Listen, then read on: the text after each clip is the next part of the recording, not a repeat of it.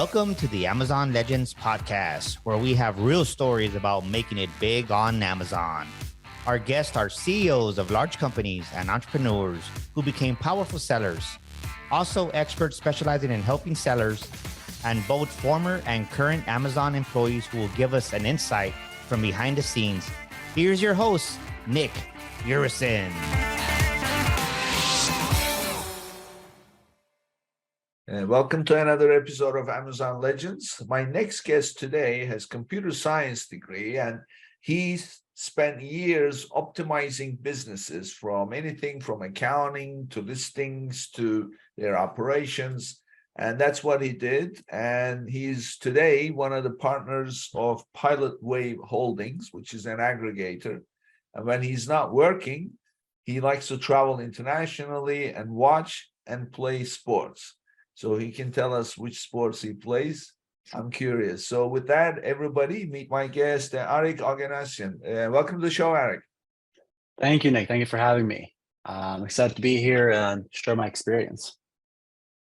Oh, yeah. I always like to talk to engineers and especially computer science because we are very methodical, right? We break everything down. We do, right? Process-oriented and KPIs. Yeah, and we don't mind being disagreeable from time to time, right? Because we call it as we see it. So. We do. We look at we try and find the objective truth, right? And not be subjective about it. Exactly. So before we start, what sports do you play? Well, through my childhood, I played. I started off with judo. Then I played football and basketball, and then actually transitioned to rowing, which I did collegiately during my time in Santa Barbara. Okay, cool. Okay, so we were discussing business operations, optimizing, and so how do you apply this? Because now you work with an aggregator, it's you are a partner there, and aggregators are all about growing brands. So how do you apply your knowledge of optimizing businesses to growing brands? Yeah, so it's a great question, right? And Pilot Wave Holdings, right, is, we do aggregate brands, but we see ourselves as an acquisition firm, right? Because we're not bound just by e-commerce. We run across multiple verticals. I'm a partner and I run the e-commerce side of it, right? And for the e-commerce side of it, it really comes down to connecting the finance and operations, right? That is in the core of it for us. Okay, so this is always a challenge because take a small business. So first of all, what makes Amazon sellers attractive for aggregators is they create private label products, and that's a new brand, and they're building it from scratch. So it's a startup, essentially. Startups usually have little or no money, and that's true. With that limitation, they end up pretty much doing whatever they can in order to get the job done.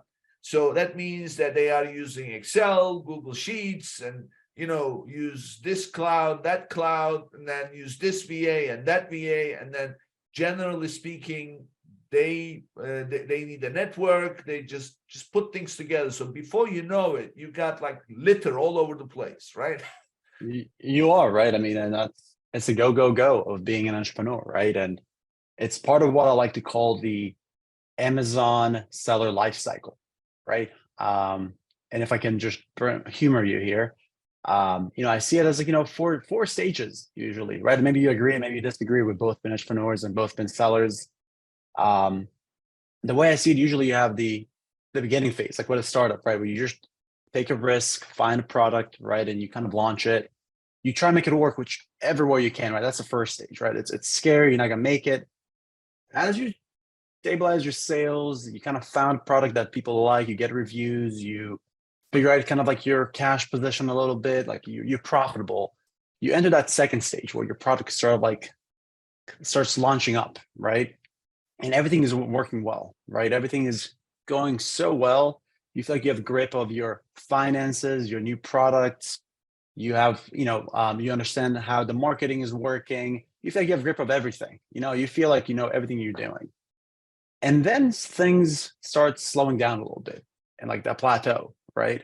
The first struggle kind of. You get a little comfortable, and all of a sudden things that were working really well before, aren't for some reason, right?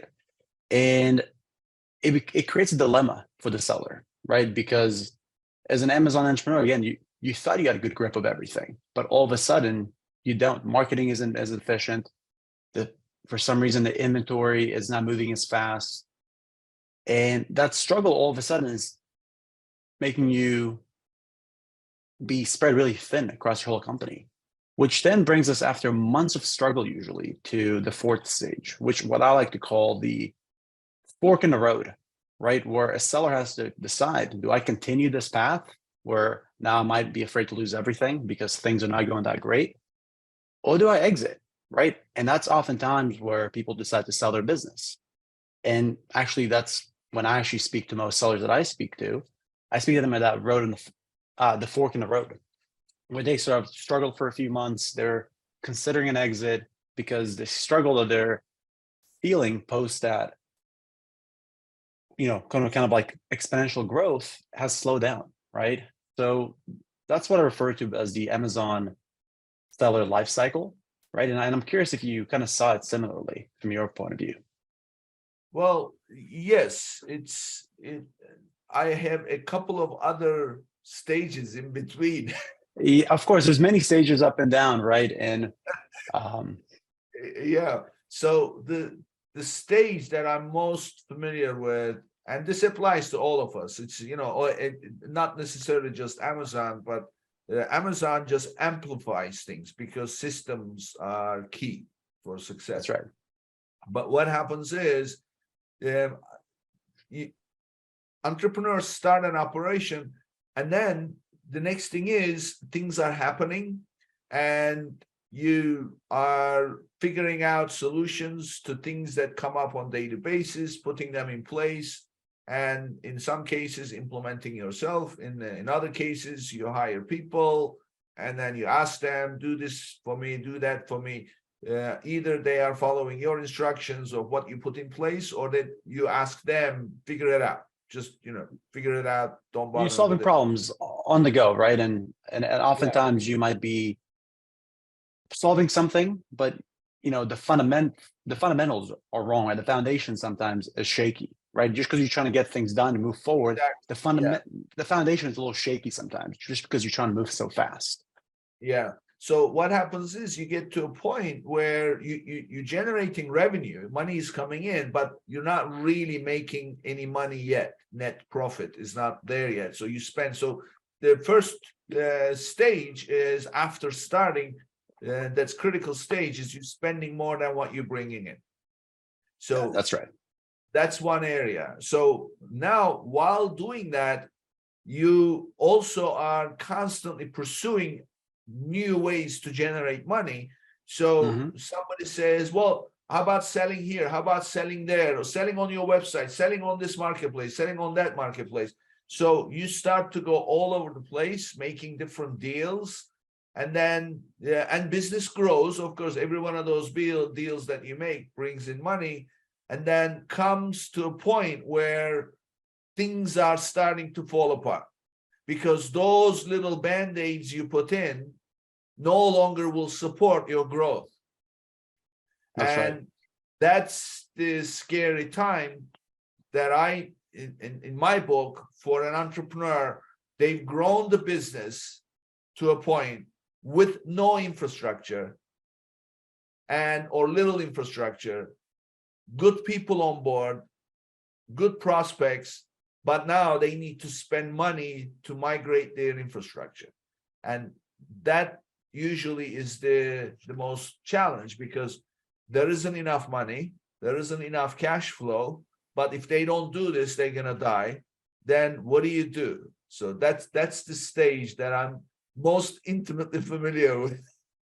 As we all are, and I agree with you, right? It's that it's having the right foundation, right? To to face not just good times, right? Not when things are going really well, which, by the way, having the right foundation can accelerate and really push forward everything you do really well, right? But a good system, in my opinion, a good foundation will help not just increase your upside, but the most importantly, to decrease your downside, right? Because that's what we care about, I think.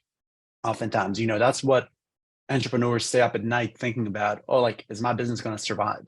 Right? Obviously, we all think about how to grow it, but fundamentally, it's, am I going to survive the next couple of months and the cash flow situation that my business is facing? Yeah. So what I want to learn from you, Arik, is operations are operations. So everybody knows financials. Actually, I don't want to say everybody knows. Most people are intimately familiar with a profit and loss account. So they can look at an income statement and say, okay, we made so much money, we spent so much on this, that, the other. But they are not really as familiar with the balance sheet, which is key to building value. Okay. Nevertheless, everybody's heard of balance sheet, everybody's heard of income statement, but operations is a different animal, right?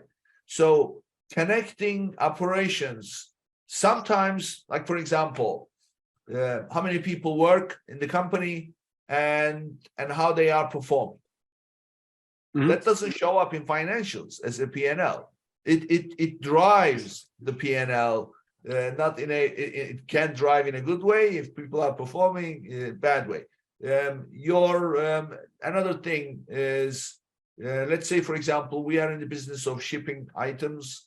So how many orders are you shipping on daily basis? And what kind of resources are going into fulfilling one order? In other words, what is your fulfillment cost? I'm not talking about postage. So these are operational things. So share with us some of your approach, linking operations to financials. So, I mean, I think you've said perfectly. Current P&Ls you download from QuickBooks just show you what happened backwards, right? They just show you the facts, and you can sort of like link it yourself, think about what happened exactly, and retroactively think about components, right?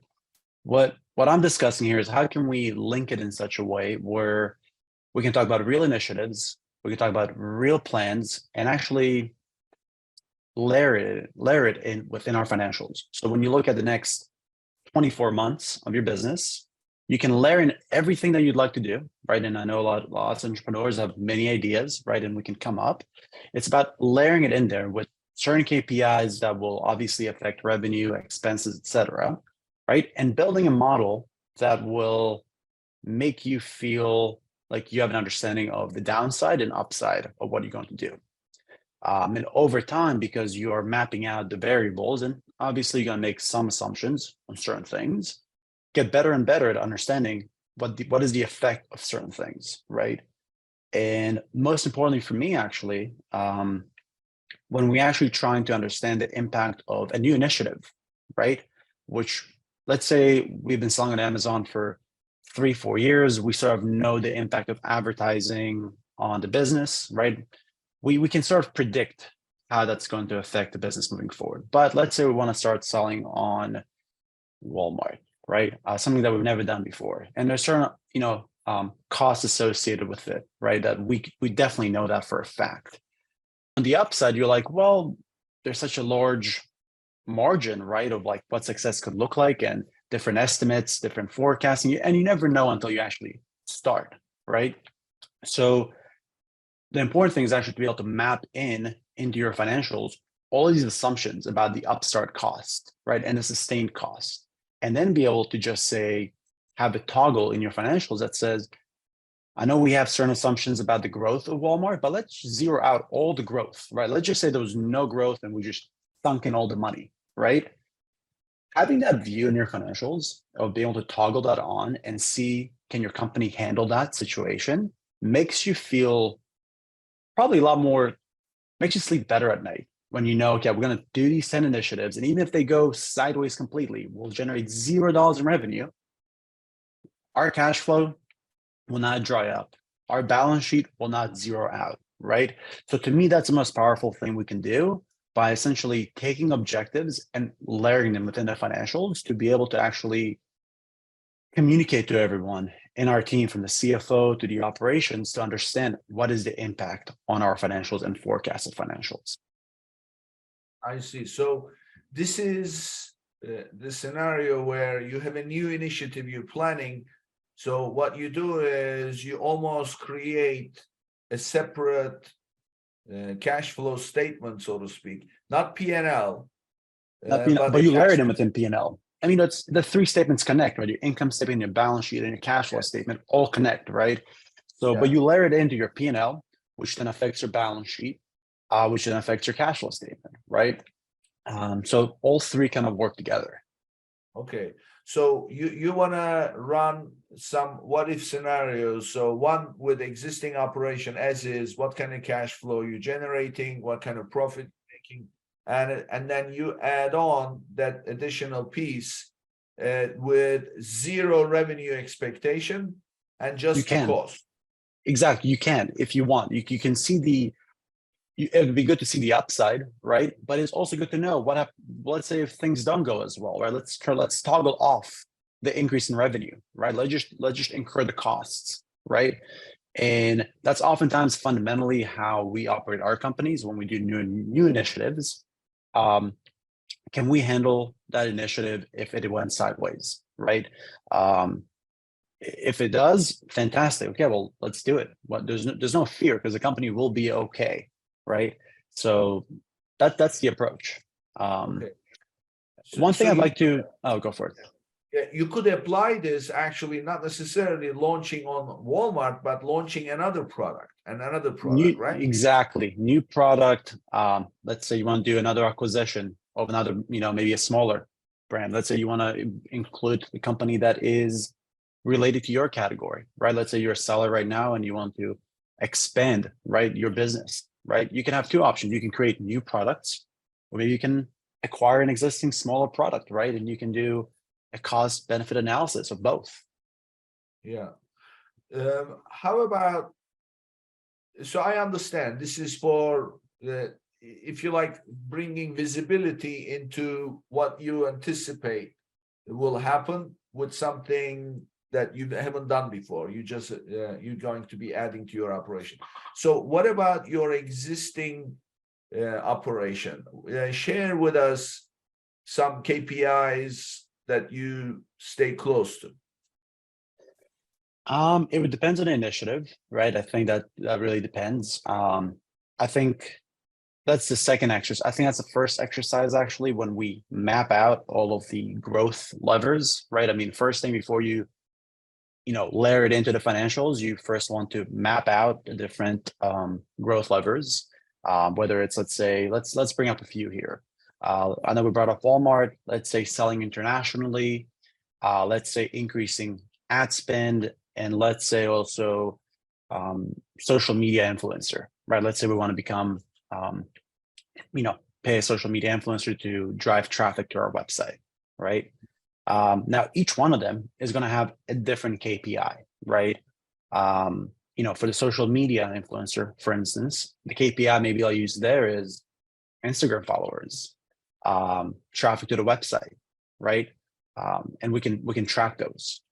For Amazon, right? If it's ad spend, right? We can look at, everyone knows ACOS and TACOS at this point, but one additional layer that I like to add for marketing is actually churn rate, but on Amazon specifically.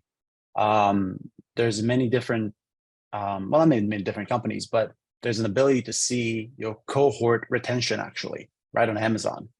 And by looking at the churn rate, right, and return rate of your customers, you can actually gauge the quality, right, of your advertising and your marketing. Because at the end of the day, the purpose of marketing is to acquire customers that are good quality, the ones who are going to return and be repeat buyers, right? So depending on the initiatives, the KPI will change essentially, right? But at the end of the day, they're all related to two things: either growing top line, growing the bottom line, right?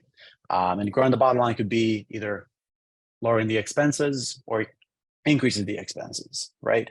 And again, it's all a function of the P&L, right? All at the end connects to it, but the exercise is independently done for each growth lever. I see. Define for us the churn rate. So that's going to be the number of customers. This will be part of a cohort analysis, right? Let's say we have 100 people, right, that purchase an item from us for the first time in month number 1, right? The churn rate or the return rate of customers, right, the next month is going to be the number of customers that actually came back, right, out of that original cohort the next month and the following. Now, depending on the window that we look at, right, some people will say 1 year, 2 years, right? The number of customers that don't come back, right, to make a second purchase, right, that would be the customers that we've lost, right? Now, churn is more often used for subscription services, right? Like SaaS softwares, they use that because these are recurring revenue. Now, but still the case for e-commerce, right? And for us, right, I mean, we have the ability to see that information, right? And after all, many products in e-commerce, right, have repeat purchase behavior, right? Or the ability to cross-sell a different item to them. So that's still important, right? Even if it's not recurring revenue, you might be able to be very happy that they purchased item A, but they came back and purchased item B from your store because, they liked your brand, for example. So that's what churn rate is for us. Okay. So share with us how you access returning customer record or what in Amazon, because as you know, Amazon is very nervous about sharing customer information. They're making it less and less available. In fact, for FBA customers now, they don't even show the name, right? So they don't, and you can see that, right? So what Amazon does, right? I mean, they don't no longer show you the email, the name, as you mentioned, even the address. They actually hash the hashing is a way to basically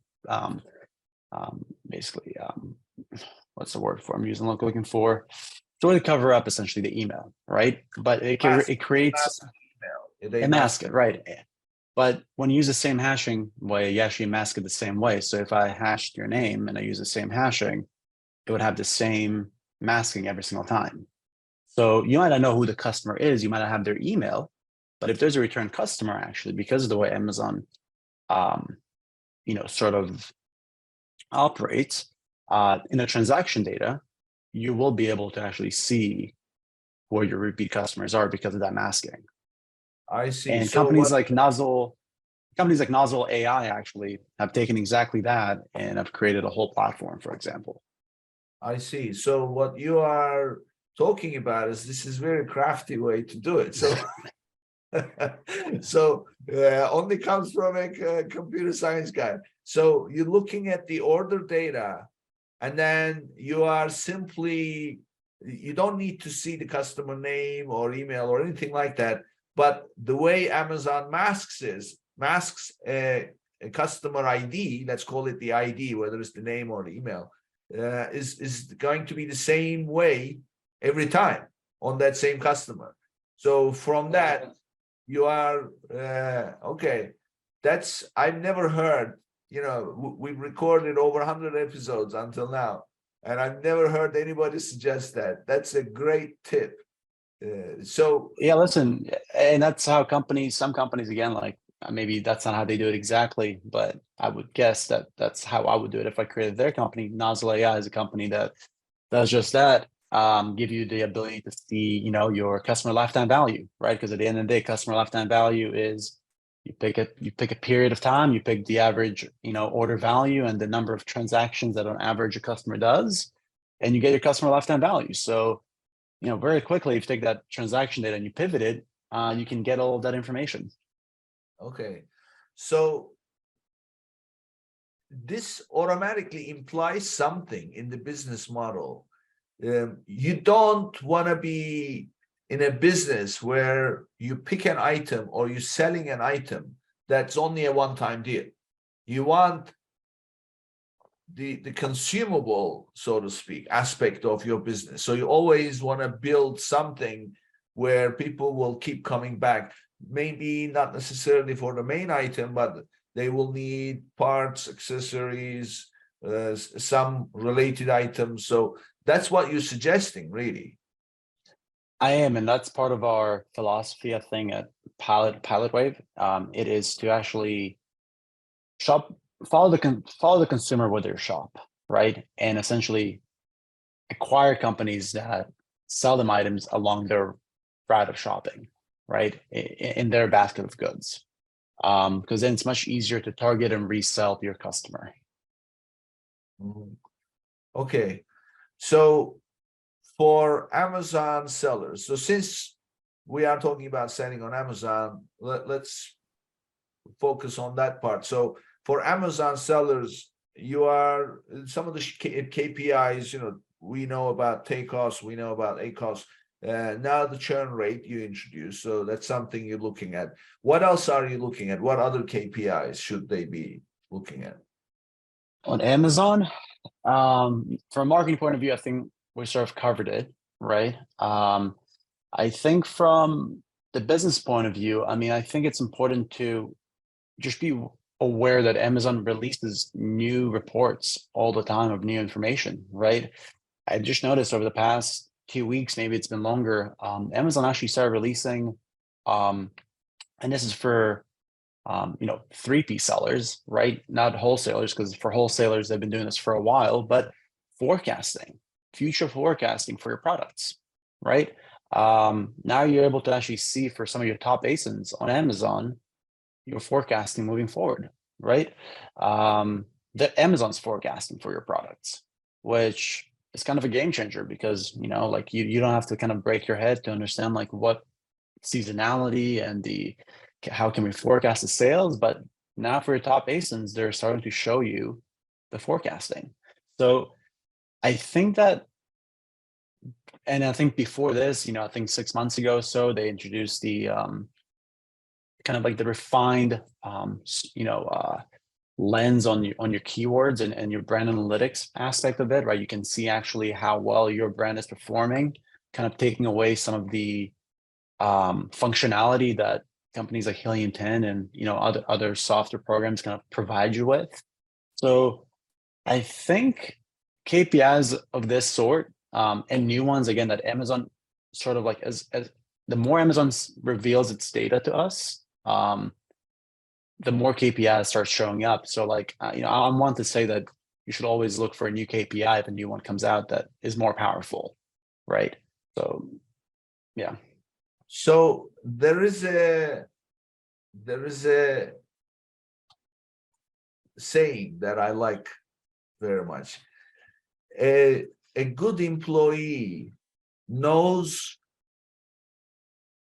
the metaphors in a company that is that helps people. A good manager applies the metaphors, but a leader creates metaphors. So my point is, if you really want to differentiate yourself in business in terms of how to use data, you really need to create your own KPIs. It's because the KPIs that you are using as provided for you by Amazon, everybody else is getting the same thing. So if they follow, I would say, playing a little bit of a devil's advocate, I would say be careful following the forecast recommendations or whatever that Amazon shows, because they don't know your business. You know your business. They may know what's going on at Amazon end, and they may also know, based on your numbers, they are, rich enough to have all the data-driven, predictions and everything else. But really, they don't know the facts on the ground. You know them better. So therefore, I would say be careful.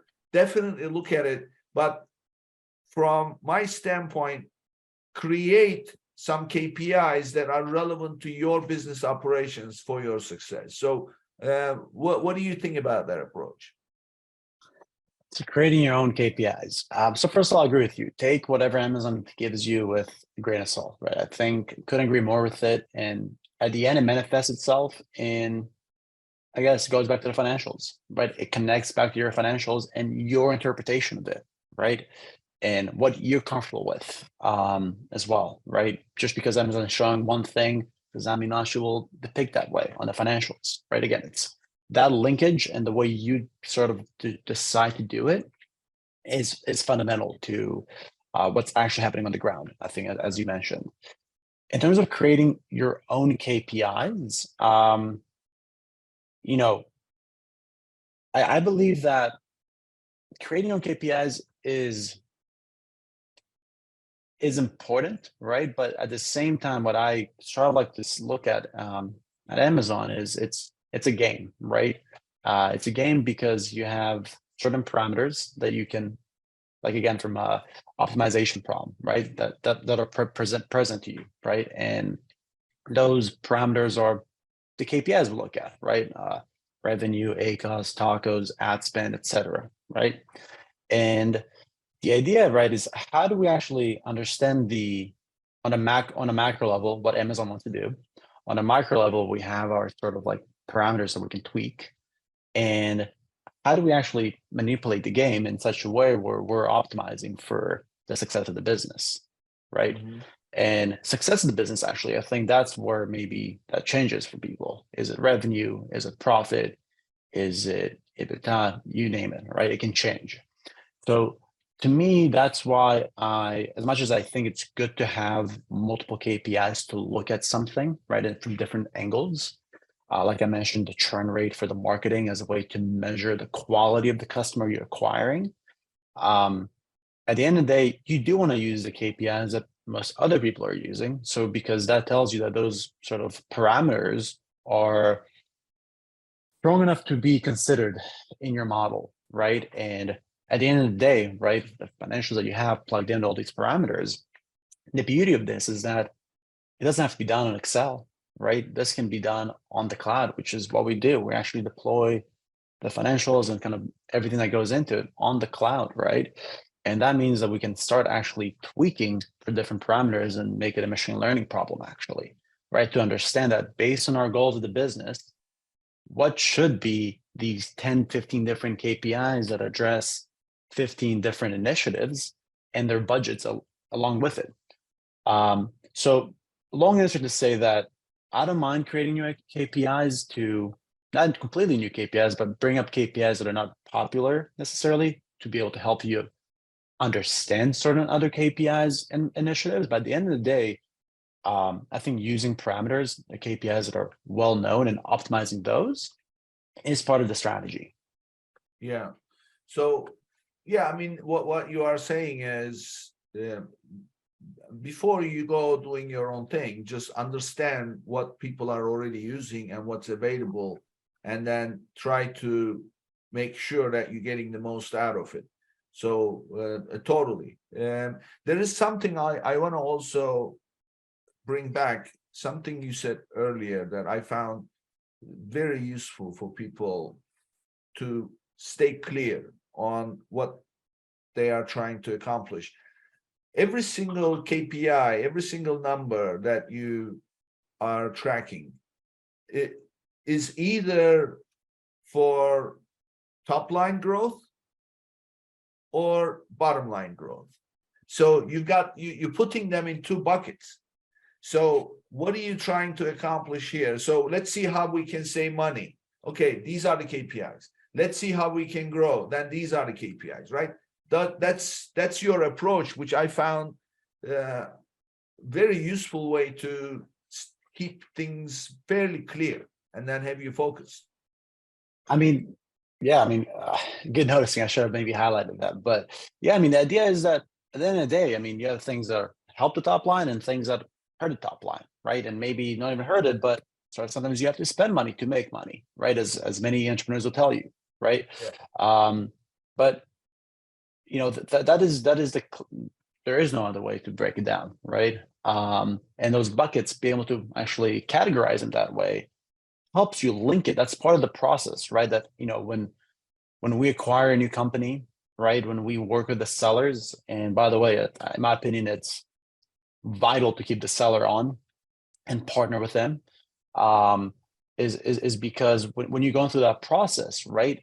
Over that even education, right? Even with the founder, that's what helps accelerate, right? And help build understanding across the team of like how we're going to actually think about our different initiatives, right? Because we want to be able to teach people to think the right way about their initiatives, right? And in my opinion, every founder is incredibly impressive, right? I think we talk about optimization a lot, but the number one thing we can talk we have to acknowledge is that without execution, without having the actual guts to go out and do something, right? What is optimization, right? So I feel like optimization is nothing without that drive that entrepreneurs bring, and that's to me. I just want to make sure that we highlight that. Oh yeah, I mean, you've got nothing to optimize if there is no initiative in the first place. So it's Exactly. just okay. So I want to share with you a couple of KPIs that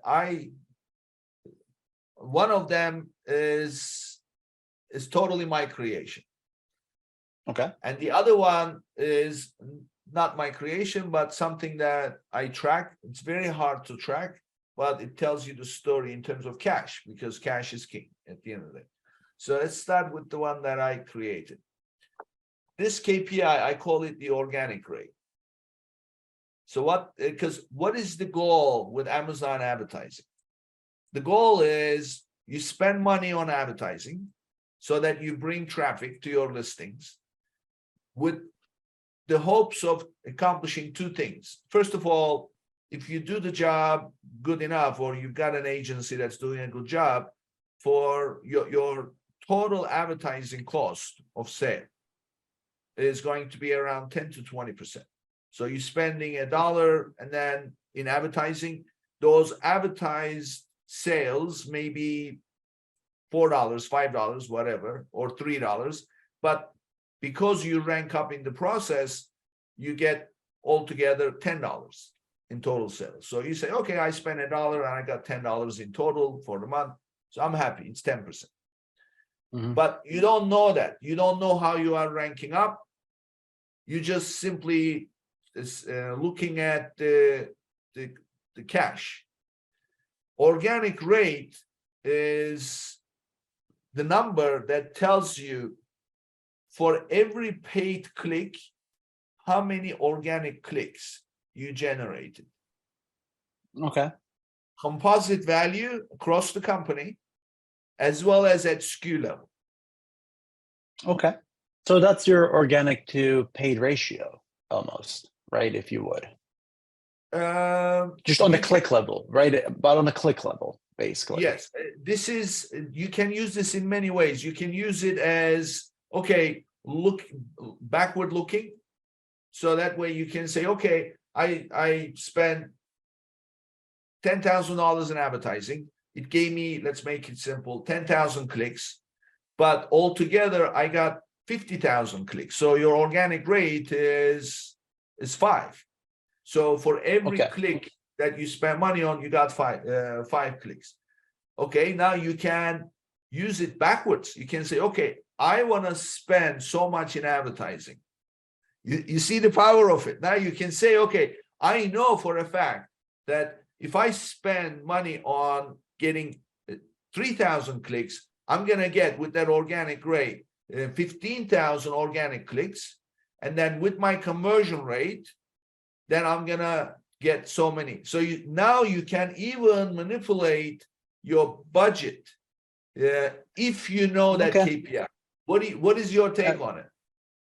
So I like it. I mean, I do something similar, and maybe I'm being too modest when we, I guess, create our own KPIs, right? But I do something similar because I think I mentioned this is similar to the organic to paid ratio we'll look at. And then you said you have an ACoS, right? And the inverse of an ACoS is just ROAS, right? So if your ACoS is 20%, that means you're generating $5 for every dollar you're spending. And if that $5 you're getting from marketing is causing you have, let's say, 50% of organic to paid ratio, that means you get out of $5 in, organic sales after that. So we definitely play part of this. And on top of it all, I know that every new marketing customer, for example, if I actually include my AOV and CLTV and transactions, right? I know that on average, every customer that I bring in, let's say, brings another customer, another purchase in the next 12 months. So when you actually model all this, I know that, again, spending X amount of money is going to generate. So one thing to say is that it's a little different, the approach, but I feel like I didn't make it up. I'm using sort of like what's out there, but maybe I'm just looking at it a different way, like you are, right? Like you are focusing on the click, but I never thought about it as creating my own KPI. But definitely understand it. We definitely use something similar to this alongside with the CLTV calculation, because that's all of it, right? Again, in D2C, right? The calculation is all about customer lifetime value. Do I know what it is? Then you know what your CAC should be, right? Because if you get under that cost, it's profitable. And then if you have that function, all you have to do is just pump money into it, right? So I definitely agree with you. And trying to come up with that function for Amazon is a little harder. And the click, I like the click aspect of it. And I never thought about the click rate, because I think that's even more robust, because you can layer on top of it conversion, click through, and you can actually do incremental changes there, right? And improvements. So I actually like it more. I like the click. I like that. Listen, you can do this at SKU level, and you can do this at category level if you have multiple brands or multiple categories. So it's something. The second one that I like to stay close to is what I call return on inventory. What that means is, what is your net profit versus the amount of inventory you carry at a time? So what that means is, let's say that, forget the take costs and all that stuff. Forget all that. How much net margin you have? How much net, what we call liquidity, you're generating every month? Let's say you have $100,000 in sales, and you have 10% net margin. That means you are netting 10,000 a month. So you're putting 10 grand in your pocket every month, and you think, oh, that's great, 10 grand. So now, what is your inventory value you carrying at all? Take an average, 100,000. Because first of all, if you're doing a good job with your margins, to generate $100,000 in a month in sales, you're spending 30,000 on the inventory. Yeah. So, you're buying from China to achieve that margin. That means 3-4 months lead time. So that means you need to be carrying $120,000 worth of inventory. At least, yeah. Well, if you're making 10 grand a month, it's going to take you 12 months before you put a penny in your pocket just to finance your inventory. So that is the ratio. I call it return on inventory. What is your cash outlay that you need for your inventory that will need to be financed by the profits that you're generating? So, we just did a very simple exercise, very healthy margins. And if your margins are not as healthy, or you start to offer discount, that gets even worse. So I actually had a guest who specializes in launching Amazon sellers in international markets. So, and in Europe, as you know, there is also VAT, which you need to pay upfront when you bring the merchandise in. So they have to really get into this heavy exercise of planning cash flow because of the VAT and everything else. So he said to me that they actually nailed this down penny by penny, month by month, for any new seller to set expectations. And he said 15 months before you see a penny. 15 months. And that's the return on inventory. So what do you think about that? I love that. I have not used that, and I think that's one of those simple probably changes that a seller can do when they are selling themselves without overcomplicating it, right? To to get an understanding of the position they're in. So there's no surprise, right? Because again, I think a lot of sellers feel rich on paper or see that revenue and kind of get baffled or kind of get confused as why am I not able to pull all this cash out, right? So this concept I feel like is a very powerful one for a solopreneur to really get their head around. So no, I love that concept. Yeah. So, there is an interesting experience I had. So I had also a guest, and he's a great guy. I mean, he's like a whiz kid of driving sales on Amazon, looking at keywords, looking at the ranks, looking at conversions, and all the reports and making changes. So we became very friendly. And then he started one day, he said, look, I want to see what your take, because he doesn't really know how to run the business as a business. He just knows Amazon and loves it. So I said to him, listen, I have a question for you. You're growing, obviously, and you're doing something right. So in order to fuel your growth, you're bringing inventory. I said, do you ever feel that you ask yourself, I don't understand. I'm doing well. I got plenty. I'm making money on every sale and we're growing all the time. But how come I never have any cash in my account? Do you ever ask yourself that? And you know what he said? He said, how did you know? I said, well, do you know your numbers in terms of your inventory versus your profit? And he said, well, what do you mean? I said, look, if you don't mind, show me your numbers, and then I'm going to tell you how much you are short. So anyway, he goes to he brings up his a graph, I said, okay, pick these dates. So he picked the dates, and I said, okay, what's your margin? I asked the questions. I said, I think you are short about 85 grand. So how did you know? I said, look at your numbers. Look at your numbers. Look at your inventory. So this is the biggest problem that I have seen with sellers. They don't really know, because you know why? They don't track their inventory. Do you find that? Tracking inventory, yes. How much to order exactly? Definitely, right? I think there's always a fear of, fundamental things like in-stock rate. You'd be surprised how many times I come across sellers and I'm like, why don't you order more inventory? Well, I'm afraid about my cash position. I want to maintain this much amount of cash. And I'm like, how did you come up with that number? And it would be rooted in some kind of a emotional answer, right? Like, I need this much money to be in. When you actually break it down to the cash flow, right, as we looked at, you can be very comfortable with X amount.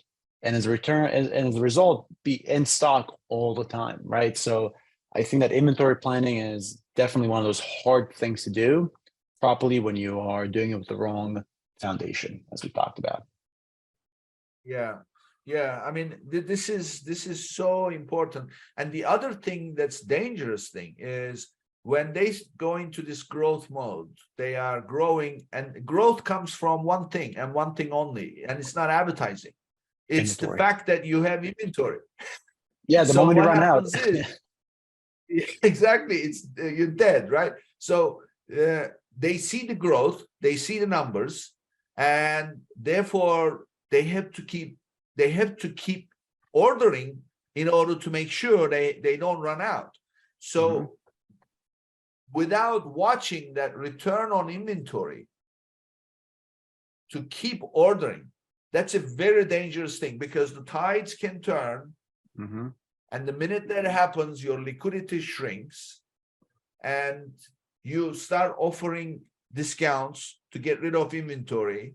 So now you are really on thin ice, because those things can be detrimental. Overnight, it can change things. And one day you wake up, say, we have no money and I have so much inventory, I don't know what to do. That's right. Over ordering can be as bad as under ordering. Like, you can over order, not have enough cash in the account, right? And then you can't even market. So you have all this inventory sitting, and all of a sudden you have to turn off your marketing. Just because you don't have enough cash. You didn't think about it, right? So couldn't agree more, right? And it's funny, we're both we both didn't have the engineering backgrounds, right? And I feel like a lot of what when you call it a startup too, which made me think about it, is a lot like writing code, right? When you're creating an exciting company, you always want to write code, you want to write the next big software, right? But what people don't do, right, is write documentation, right? Which is a foundation of Oh anything. yeah. And the moment when stuff goes well and you're building everything, it's all fantastic, right? But when stuff starts breaking, or you need to bring extra help or scale, and there's no documentation, Like that. writing documentation when you're trying to debug is probably things you can experience, which is what a lot of sellers experience when all of a sudden they're like, I want to figure out my cash flow statement when I'm in a cash crunch, when I'm trying to grow the business in that stage when things are starting to break down. So I think maybe that's why fundamentally I kind of taken that approach, and you too, of being very data driven and sort of using high level heuristics to help guide us, right? Well, I mean, playbook. Playbook is key. So I always tell people, look, the best thing that can happen to you is you grow the company. So first of all, you're not going to grow your company all by yourself. You're going to have to hire people. Mhm. So the best thing that happens to you where the company grows can easily turn against you because you're growing, you need help, and you're going to wing it yourself for a while. And then once the growth starts to happen, the worst thing that can happen at that point is you hire people, but they can't do anything because they don't know what to do. And you are so busy and you don't have time to teach them. So what do? That's where the playbook comes in. So I actually have a methodology for building a playbook. So I put that on the most, the playbook. So it's always, it's classic. And that's what we do. And that's what, sort of our goal fundamentally when we partner, right, is how do we get you from, sort of point A to point B in the fastest way possible, right? And creating that documentation. So we have a process too. And like I said before, keeping the seller on, the original seller on, is vitally important. Just like keeping the original coder that wrote the script without documentation. You want to keep that guy on to write the document, because without him, you're basically rewriting everything. And if you have to rewrite everything, like so many aggregators are doing out there, you sort of get into a mess of logistics, and it's a mess of operations because you're basically recreating it from scratch. Exactly. So to me, that's the crux of it, right? How can we build documentation really quickly through a playbook or through a boilerplate, through a blueprint, whatever way you want to call it, right? And do it quickly, right? And that's the experience that my team and I bring to the table of how can we do it, almost creating a black hole between point A and point B and making it really quickly to get there, while growing the business and making sure that we provide the seller a better opportunity than just exiting and leaving the business, handing him like a second lifeline, if you would, to enjoy the back end of what his business could look like had he had the right foundation. Exactly. Well, I love this conversation. So it's all the nitty gritty, so to speak, that makes a big difference at the end of the day. So this was great. So Arik, tell us a little bit about yourself. Tell us where you grew up and how you got to be where you are today. Yeah, no. So great conversation. Really did enjoy with you, Nick. I mean, the nitty gritty. I love the details, right? So about myself, yeah. So I actually grew up in Israel until the age of right about high school, and moved to the United States to the Bay Area in California. And I went to school in UC Santa Barbara and then USC after that. So spent a lot of time in California, and now I'm in New York. I've been in New York for the past 18 months. Oh, so I'm in New York City. So whereabouts are you in New York? I'm in Tribeca, lower part of Manhattan. I love it. It's where the young action is, right? Yeah, I mean, and one of my favorite things to do is actually, I think, exploring in general. I think you said travel. Travel definitely encompasses it. Like traveling internationally, I truly enjoy it. But I just enjoy exploring, and that can be just walking down the street, picking a new street and walking down and kind of like finding a new restaurant, finding a new thing to look at, right? Kind of like wander aimlessly sometimes within the city. And Manhattan is perfect for that, for exploring and seeing what you can find. So you are, I mean, you've always been an entrepreneurial kind of person, right? From that's what I understand. But Yeah, methodical. Your approach is methodical. So where do you think that came from? Is it something you growing up as a kid, you were always getting into details? you know, being in the details, I think has sort of always been in my DNA. But I think maybe being an outsider looking in sort of gave me always a different perspective. I always believe that you have to look at a situation from multiple different point of views. So you have to be an entrepreneur, but you also have to think like, like your CFO. You also have to think about as an engineer, and every single one of those can actually help you come out with a better answer, right? And maybe that actually stems to the fact that I actually speak 4 different languages. I speak Hebrew, Russian, English, Armenian. Studied Spanish here too in the US for about 4 years. But what I've realized that over time, that when I think in different languages, you come up with different thoughts and feelings about a certain subject. And that sort of carried through with having the ability to put on different hats when doing different work and be able to come up with maybe different solutions for a problem, right? So yeah, go for it.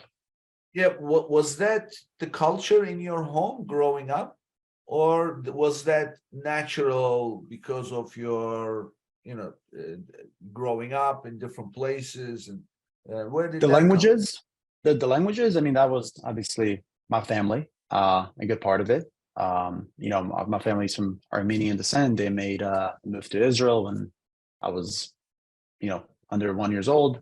So I mean, yeah, but as a family, I guess, I suppose, of immigrants, right? Like you sort of learn that you have to like optimize, you have to work hard, you have to hustle oftentimes, right? And you know, my parents made not just one immigration, but 2 immigrations, right? They moved from one country to another, and then one more to the U.S. actually. So you learn that hard work is in the root of everything, and but yeah, different cultures, right? Like being exposed to new ideas, right? Traveling, meeting different people. That's definitely ingrained from like my family and from my upbringing. Yeah. You said something that I identify with, and I often make a joke about it. It's you work hard, you do whatever it takes, right? So when you are an outsider, you're an immigrant. It's that mindset is, I need to work hard. I need to get the job done. I need to do whatever it takes. So That's right.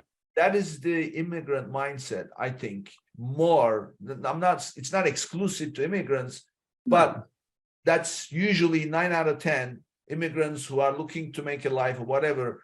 You do whatever it takes.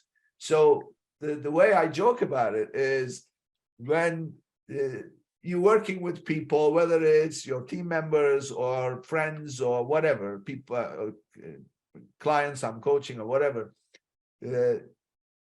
things don't work. And then they turn around and say, well, I'm doing my best. I say, no. No. First of all, never say I'm doing my best, because that's already taken for granted. So how would you like it if somebody comes up to you and says, you know what, I don't think I'm going to do my best. So, you're always expected to do your best. So that has no value, number one. Number two, when do you actually say, well, I've done my best? It's a defensive statement. Don't put yourself in a position to defend yourself. So then what do you want? Well, do whatever it takes. That's right. That's the motto. And like I think I said this before, right? That's why I really do appreciate entrepreneurs, because without execution, without actually doing, none of it matters. But what I try and do also be kind of the next generation in some ways. Hard work is fantastic, but I think I observe myself too that oftentimes if things are just done a little more efficiently, sometimes here or there, the results could have been even bigger, right? So to me, it's like I because I appreciate so much the effort and the fundamentals of doing and executing, that to me, the sacrifice that people put through, they should be able to see the full value of it. And you can only do that if you put in the right foundation and sort of measures, right, to make sure that it actually yields the most amount of value, right? Because that's what we actually want to do, right? Me and you take that effort and make sure that actually yields in the value it deserves, right? Yeah. What you just said reminds me of a poster. So when I was an Amazon seller, my office was downtown in New York. It's right next to Ground Zero. And at the time, the post office, the great post office right next to Ground Zero, had been completely knocked down with the whole 9/11 thing. And they had rebuilt it. It was brand new building. So we used to take our packages there because they were open 24/7. So one day I saw a poster on the wall. It said, "Don't work hard, work smart." and that's what you're talking about, right? That too, right? Yeah. I mean, again, work hard. I mean, do both. Work hard and work smart. That's what I'm saying, actually. That's when you actually get, exponential returns. And when you see Amazon sellers take a business that was $1 million to 10 million, work hard and smart. I think that's what optimization that we talked about is all about. Yeah. Well, that's a great way to end. So, Arik, give us your contact information. How can people reach you? I think we'll have that information right, I think below with my email information, but email is probably the best way to get in touch with me. And that's going to be arik.oganesian@pilotwaveholdings.com. And my LinkedIn. I'm always responding to most of my messages. So either LinkedIn, which you can find by putting my name in, or my email. Great. And we'll put your contact information together with the episode, so it will be available on all the episodes. For anybody listening, just check the episode data and you'll see Arik's information. And anybody who is looking for advice, there is the man. He will tell you exactly how to get it. Thank you, Arik. Thank you for being on the show. Thank you so much, Nick. Appreciate it. And this brings us to the end of another episode, and I'll see you on the next one.